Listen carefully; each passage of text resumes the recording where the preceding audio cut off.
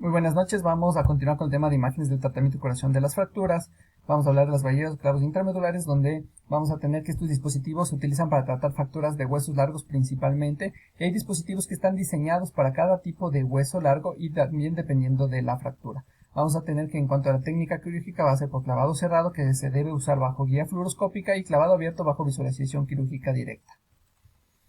Tenemos que estos dispositivos van a permitir un reparto de la carga distal a la zona de la lesión. Entonces tenemos el clavo intramedular, el cual tiene distal la colocación de clavos de fijación, donde se va a acumular la carga, evitando así la carga y permitiendo una mejor consolidación. También estos dispositivos nos permiten o evitan el desplazamiento giratorio de la zona lesionada. Tenemos como este ejemplo un trazo de fractura a nivel trocantérica y este dispositivo que se llama clavo gamma, que es exclusivo para este tipo de lesiones. Hay que considerar siempre el tipo, la dirección de la inserción del dispositivo o material quirúrgico. En cuanto a la fijación externa, tenemos material que nos permite reducir o estabilizar una extremidad fracturada. En este caso vemos estas clavijas que se encuentran unidas por medio de un tutor externo, el cual se encuentra longitudinal al tejido óseo, y esto va a evitar que éste se movilice y va a fijar la articulación y la lesión ósea para que éste pueda consolidar adecuadamente. También tenemos los fijadores de anillo o alambres de transficción de Yizarov, los cuales podemos ajustar de acuerdo a los requerimientos dependiendo cómo esté, si está angulada o no está adecuadamente lineal la articulación o la fractura ósea. Vamos a tener que se utiliza principalmente en pacientes con fracturas abiertas tipo 2 o 3, este tipo de fijación externa, y en este ejemplo lo que vamos a ver, este segmento óseo que se puede desplazar, como vemos en este caso, donde vamos a tener la posibilidad de obtener material consolidativo donde estuvo anteriormente este tejido óseo. Esto se llama consolidación ósea secundaria. En cuanto a curación y reparación de tejidos, vamos a ver que existen fases de curación de lo que son los ligamentos y tendones en sus inserciones óseas, con llenado sanguíneo, con la presencia de fibrina y productos inflamatorios, lo cual va a permitir un adecuado remodelamiento y maduración de los tejidos lacerados o dañados, y en conjunto con dispositivos de anclaje vamos a tener una reparación directa de los mismos. En cuanto a los injertos e implantes, vamos a tener que estos nos permiten sobre todo en reconstruir fracturas abiertas en pacientes que han tenido lesiones graves con pérdidas de fragmentos óseos importantes, utilizando pequeños trozos de hueso córtico esponjoso, el cual va a permitir, conjunto con material de fijación quirúrgico, una mejor consolidación de las lesiones óseas. En cuanto al fallo de la consolidación, vamos a tener en pacientes ancianos, pacientes con mal estado nutricional, pacientes con insuficiente suministro de sangre, sobre todo a nivel de la zona lesionada, y hay que considerar la cinemática del trauma por el desplazamiento o pérdida de los fragmentos óseos, que pueden estos estar desvascularizados, pero pueden servir como parte también de material quirúrgico en cuanto a autoinjertos. Tenemos en este ejemplo la presencia de estos bordes escleróticos en la zona lesionada, lo cual nos dice que, bueno, ahí hay una falta de consolidación, lo cual nos dice que aquí esta consolidación probablemente tome mayor tiempo. Hay que considerar también que las fracturas intracapsulares toman mucho más tiempo su reparación, debido a que los tejidos de reparación sanguíneos, como la fibrina, llegan con mayor dificultad a estas zonas. En cuanto a lo que es el término de pseudoartrosis, vamos a hablar en esto cuando tenemos una fractura ósea en la cual hay acumulación de líquido y hay una falla de la consolidación y sobre todo lineal de ósea, lo cual va a hacer que esta lesión tenga cierto tipo de movilidad, lo cual va a formar esta pseudoartrosis. Por eso es importante una fijación permanente en algunos casos. En este ejemplo lo que vamos a ver también es la presencia de estas zonas radiolúcidas a nivel donde se encuentran los material de fijación, donde vamos a considerar que aquí hay una reabsorción ósea, lo cual dice que hay aquí un aflojamiento del tejido quirúrgico.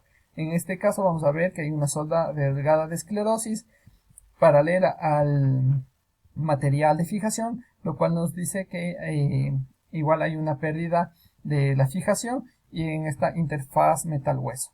Vamos a tener también que considerar que en algunos casos va a haber aflojamiento de material quirúrgico o ruptura del mismo. En cuanto a las complicaciones por fracturas, vamos a tener complicaciones tempranas, conmoción, hemorragia, principalmente el tromboembolismo, coagulopatía intravascular diseminada. En huesos grandes vamos a tener embolia grasa, y en las tardías vamos a tener principalmente lo que es la enfermedad articular degenerativa postraumática, la condrolisis postraumática, lesiones postestrés y la posibilidad de refracturas. No olvidarnos que pacientes pueden persistir con dolor e inestabilidad crónica de las lesiones óseas previas. En cuanto a las complicaciones por fracturas, vamos a hablar de la necrosis vascular, que se da por un insuficiente riego sanguíneo o un compromiso en cuanto al suministro sanguíneo en la zona fracturaria. En este caso vamos a ver que aquí la cúpula del astrágalo, donde tuvimos un paciente con una fractura a nivel del cuello del astrágalo, donde se colocó material de osteosíntesis, que posterior al material de colocación del mismo, esta zona se ve radiolúcida, y a esta zona radiolúcida comparamos con el resto de la articulación que vemos como que estuviera osteoporótica. Esta zona vamos a considerar que se ve así debido a que hay tejido desvascularizado a este nivel. Esto se da comúnmente en la cabeza femoral, a nivel del escafoides y del astrágalo. En cuanto a las complicaciones por fracturas, vamos a tener también las infecciones como complicaciones primarias y secundarias. Principalmente vamos a considerar lo que son las secundarias, que se da en fracturas expuestas o abiertas, y secundaria a la colocación de material de fijación. Estas fracturas no suelen consolidar con facilidad, y tenemos procesos de mala cicatrización a este nivel. Aquí podemos ver en esta zona donde están estos clavos de fijación, donde encontramos estas olas con cambios de la densidad en relación con infección secundaria. Aquí podemos ver estas cápsulas de antibiótico que se colocaron en esta porción de esta fractura en un paciente que presentó infección aquí a este nivel. En cuanto a complicaciones por fracturas, podemos tener lesiones de tejidos blandos, donde vamos a considerar que los tejidos blandos son importantes porque van a dar estabilidad a la articulación y al tejido óseo. Entonces, si es que tenemos lesión de estos, vamos a tener instabilidad y discapacidad, y que esto puede producir dolores crónicos. Sobre todo hay que considerar las lesiones que se pueden producir a nivel de la muñeca, hombro, rodilla y tobillo. Vamos a tener el síndrome de dolor regional, que es una distrofia simpática refleja y atrofia de Sudeck, que se da por un hinchazón en la zona traumática, que se da en forma aguda posterior al trauma, y que puede esta edema esparcirse hacia el resto de los tejidos blandos. Y en este caso, bueno, lo que vamos a ver que aquí fue en una zona traumática, y vamos a ver una zona de osteocondrosis y la edema de los tejidos o inflamación de los tejidos adyacentes. Dentro de las complicaciones también tenemos las cicatrices, donde vamos a ver que posterior a la extracción de material quirúrgico podemos ver esta remodelación ósea mediante corticación. Aquí en este caso vamos a ver la presencia de este material de fijación y estas zonas con cambio de densidad en probable relación con zonas que se refracturaron debido a la carga que sufría esta articulación. Dentro de las complicaciones también tenemos lo que es la enfermedad degenerativa postraumática, donde hay un daño directo de las superficies articulares o del hueso subcondral que van a producir cambios degenerativos. También tenemos lo que es la condrolisis postraumática, donde va a haber una destrucción o disolución del cartílago articular. Sobre todo va a haber un daño total del cartílago articular. Hablando de lo que es la miositis osificante, esto es una osificación heterotópica, sobre todo de los tejidos blandos, como vemos aquí, en pacientes con fracturas importantes. Este paciente con un clavo intramedular, vamos a ver esta presencia de tejidos blandos con aumento de la densidad,